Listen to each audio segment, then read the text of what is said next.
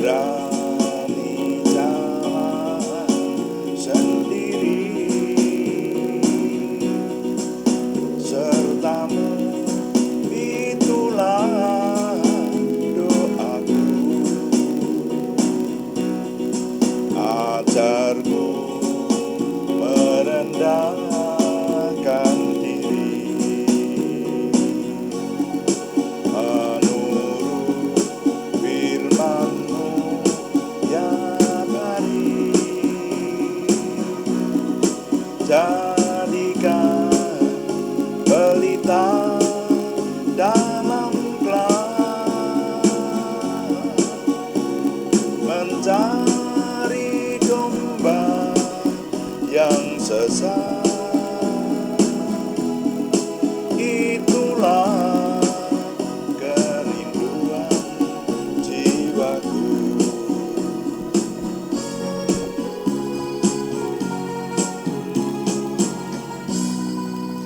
Bapa, kami mengucap syukur untuk segala sesuatu yang Tuhan anugerahkan kepada kami, sehingga kami boleh datang dalam doa malam hari ini. Urapi semua yang kami persembahkan, menjadikan nama Tuhan dimuliakan, dan kami semua diberkati. Dalam nama Tuhan Yesus Kristus kami berdoa. Amin. Selamat malam Bapak Ibu Saudara sekalian yang sudah bersama dengan kita di sini dalam doa malam hari ini. Doa malam melalui online ini diadakan secara iman Kristiani dengan dasar keyakinan kepada Tuhan Yesus Kristus, Yeshua HaMasyiah, Juru Selamat dunia, Imam Besar Agung kami. Firman Tuhan yang didokumentasikan dalam kitab suci Perjanjian Lama serta Perjanjian Baru menjadi pegangan kami, menjadi pegangan kita sekalian. Doa malam ditujukan untuk menjawab pertanyaan. Karena itu kalau ada pertanyaan yang bersifat kerohanian dan saudara ingin agar kami menjawabnya, silahkan dikirimkan kepada kami. Nanti kami akan coba jawab menjadi tema-tema dalam doa malam kita. Seperti malam hari ini, kami masih ingin menjawab pertanyaan dari Bapak Prenggo Sri Harjanto di Purwodadi. Sehingga renungan malam hari ini judulnya adalah hanya satu hal yang tidak sia-sia. Hanya satu hal yang tidak sia-sia. Nah, pertanyaan Pak Harjanto adalah dari Pengkhotbah pasal 1 ayat 17. Beliau mempertanyakan Pengkhotbah pasal 1 ayat 17. Bunyinya demikian, "Aku telah membulatkan hatiku untuk memahami hikmat dan pengetahuan, kebodohan dan kebebalan. Tetapi aku menyadari bahwa hal ini pun adalah usaha menjaring angin." Nah, yang dipertanyakan oleh Bapak Prenggo Sri Harjanto adalah upaya mencari pengetahuan dan hikmat adalah seperti menjaring angin. Itu maksudnya apa? Nah, seperti itu.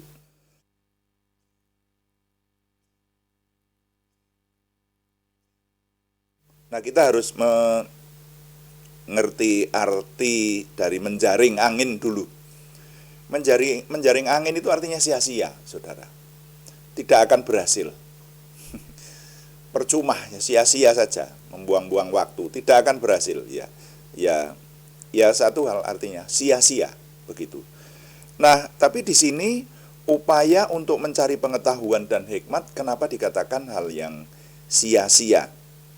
Nah, ini untuk menjawab hal ini, Pak Har, kita harus membaca seluruh kitab Pengkhotbah. Tidak hanya di pasal 1 ayat 17 ini saja. Karena saya pun dulu sempat dibuat banyak pertanyaan ketika membaca kitab Pengkhotbah ini.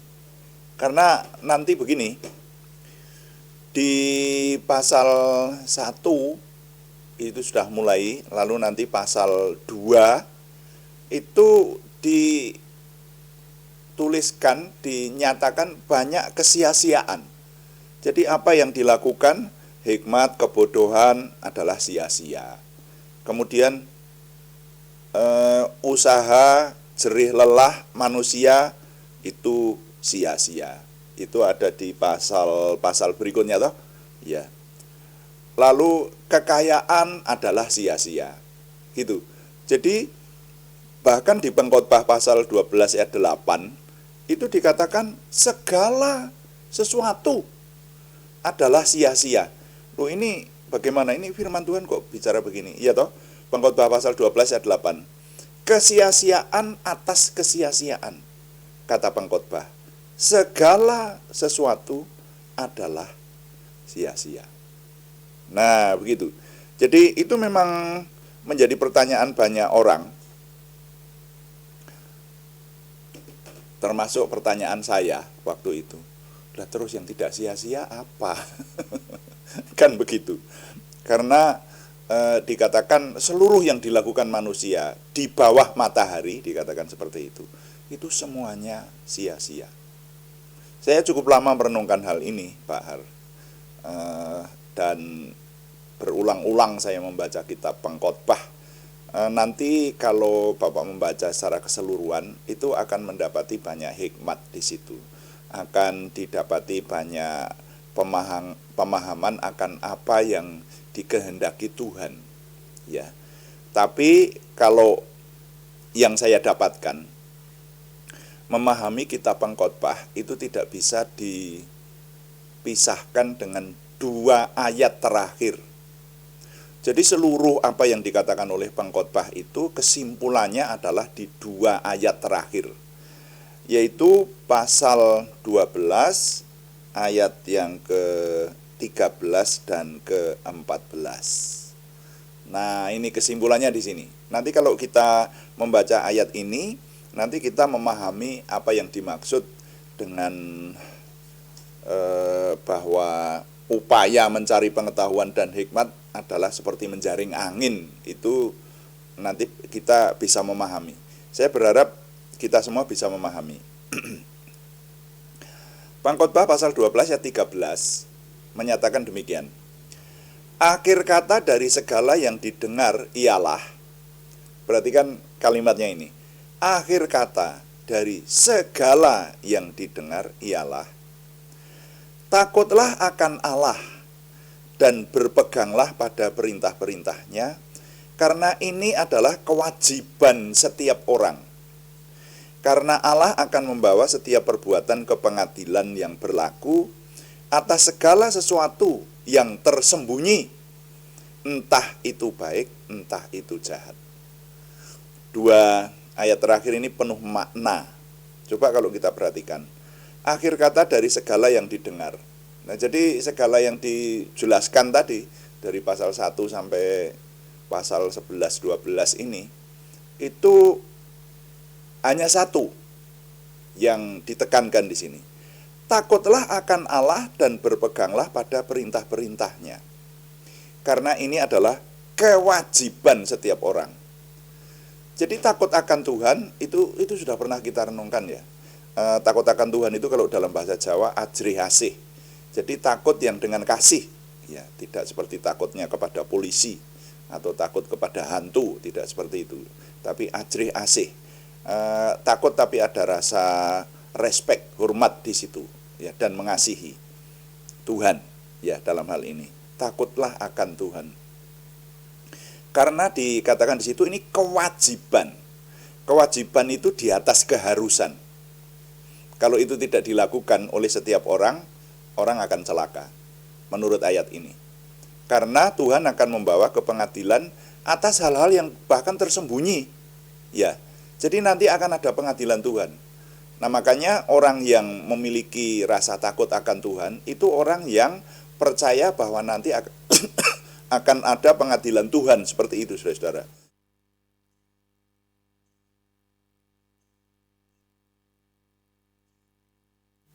Ya, minta maaf, terganggu sedikit. Jadi setiap manusia itu akan menghadapi pengadilan Tuhan. Nah, makanya istilah takut akan Tuhan ini Takut akan Tuhan itu membawa orang takut kepada hukuman Tuhan, takut masuk neraka, adreh asih, menghormati tapi mengasihi. Lalu orang yang memiliki rasa takut akan Tuhan, pasti orang itu sungguh-sungguh dalam Tuhan. Dan kalau yang tidak takut akan Tuhan, itu rawan masuk neraka. Iya kan? Yang tidak memiliki rasa takut akan Tuhan, malah dimungkinkan bisa dikatakan pasti masuk neraka, seperti itu. Ya, karena tidak setiap orang beriman takut akan Tuhan loh. Buktinya ada orang yang mengaku beriman, pergi beribadah setiap minggu, tapi dosanya berjalan terus. Itu orang yang tidak takut akan Tuhan. Dan orang yang semacam itu kalau sesuai dengan firman Tuhan yang saya pelajari, tidak dapat bagian dalam kerajaan Tuhan. Sudah pasti. Nah, kalau tidak mendapat bagian dalam kerajaan Tuhan itu artinya ya masuk mana? Ya sudah, kita sadari dulu. Nah itu, jadi takut akan Tuhan itu menjadi hal yang utama. Seperti itu. Nah, makanya kalau kita memahami sampai di sini bahwa semua hal yang diajarkan oleh pengkhotbah, semua yang didengar itu, kalau tanpa didasari oleh takut akan Tuhan, semuanya sia-sia. Seperti menjaring angin saja. Coba sudah orang mengaku memiliki hikmat, kepandaian, sedemikian rupa, kaya, terhormat di dunia ini, seperti itu. Tapi kalau tidak takut akan Tuhan, hidupnya akan sembarangan. Ini kalau yang benar orang yang hidupnya tidak takut akan Tuhan loh. Orang yang hidupnya tidak memiliki rasa takut akan Tuhan itu pasti sembarangan hidupnya. Pasti, ya. Wah, ini agama apapun membenarkan akan hal ini. Orang yang tidak takut kepada Yang Maha Kuasa, sudah hidupnya pasti sembarangan. Dan hidup yang sembarangan itu sudah pasti tidak mendapat bagian dalam kerajaan Tuhan. Nah itu. Jadi sampai di sini saya berharap Pak Harjanto semakin memahami bahwa mencari pengetahuan dan hikmat itu seperti menjaring angin. Dengan catatan, ini sesuai dengan yang di akhir kitab Pengkhotbah, tidak didasari dengan rasa takut akan Tuhan. Jadi segala sesuatu harus didasari dengan takut akan Tuhan. Karena takut akan Tuhan itu yang akan memelihara orang, bahkan umat beriman sendiri, untuk tetap menjadi warga kerajaan Tuhan. Ini sesuai dengan yang ditekankan oleh Tuhan Yesus di Perjanjian Baru. Markus pasal 8 ayat 36. Tuhan Yesus menyatakan, apa gunanya seorang memperoleh seluruh dunia, tetapi ia kehilangan nyawanya. Makanya saya sering heran orang-orang yang karena saya masih melihat, saudara, sekarang ini masih melihat ada orang-orang yang mengaku beriman kepada Tuhan, tetapi tidak memiliki rasa takut akan Tuhan. Serius saya berkata. Buktinya apa? Buktinya dia masih hidup dalam dosa. Jadi prinsip hidupnya itu berdosa itu masih sah gitu. Tidak punya rasa takut akan Tuhan. Ya. Dan itu sungguh-sungguh. Makanya hidupnya itu diwarnai dengan pelanggaran-pelanggaran kepada Tuhan, ketidaktaatan. Itu enak saja seperti itu. Dan itu orang beriman loh, saudara. Orang yang mengaku Kristiani bahkan seperti itu. Saya masih melihat, masih serius saya melihat. Dan kita melihat kenyataannya toh. Ya, saudara-saudara, sekali lagi yang viral sekarang ini berita-berita pejabat-pejabat yang ditangkap yang melakukan pelanggaran itu ternyata juga banyak ya orang beriman. Nah, seperti itu. Nah, ini tidak memiliki rasa takut akan Tuhan. Sehingga wajarlah kalau Pengkhotbah 1 ayat 17 menyatakan mengusahakan mencari pengetahuan, berupaya mencari pengetahuan dan hikmat adalah seperti menjaring angin. Tetapi Pengkhotbah menyatakan pada akhir 2 ayat terakhir kitab Pengkhotbah, kalau disertai takut akan Tuhan baru tidak sia-sia. Akhir kata dari semua yang didengar adalah takutlah akan Tuhan. Dan berpeganglah pada perintah-perintahnya, karena ini adalah kewajiban setiap orang. Karena Allah akan membawa setiap perbuatan ke pengadilan yang berlaku atas segala sesuatu yang tersembunyi, entah itu baik, entah itu jahat. Dengan demikian maka saya berharap pertanyaan Pak Harjanto terjawab. Ya, sebetulnya ini masih bisa dijelaskan panjang lebar lagi. Kalau masih ada pertanyaan silahkan disusulkan lagi Pak Har. Ya, kalau ada hal yang kurang jelas, saya akan berusaha untuk mencari jawabannya. Seperti itu. Nah, jadi nilai yang dapat kami ketengahkan untuk renungan kali ini adalah takut akan Tuhan atau ajrih asih marang Yehuwah itu adalah hal utama. Segala sesuatu tanpa didasari takut akan Tuhan adalah sia-sia.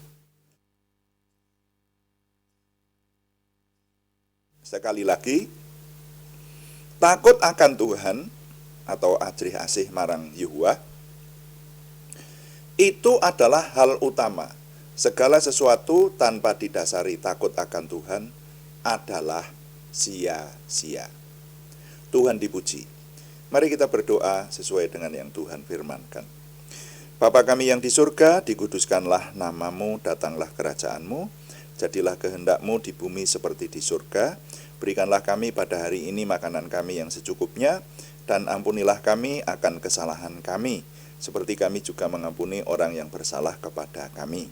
Dan janganlah membawa kami ke dalam pencobaan, tetapi lepaskanlah kami daripada yang jahat, karena Engkaulah yang empunya kerajaan dan kuasa dan kemuliaan sampai selama-lamanya.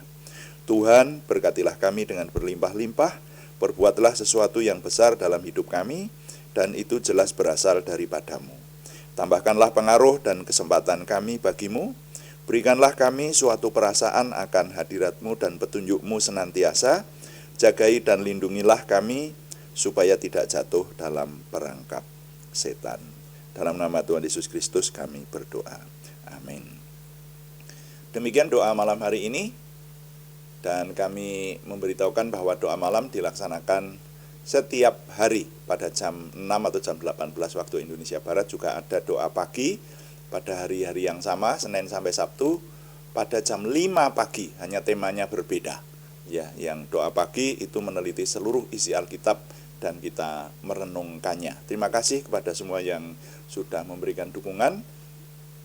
Kami tetap mengharapkan dukungan Anda, setidaknya dukungan doa. Terima kasih yang belum berikan subscribe, berkenan berikan subscribe, like, komen, dan share, bagikan kepada teman-teman lain di seputaran Anda, sehingga lebih banyak lagi yang diberkati bersama dengan kita. Selamat malam, Tuhan memberkati. Amin.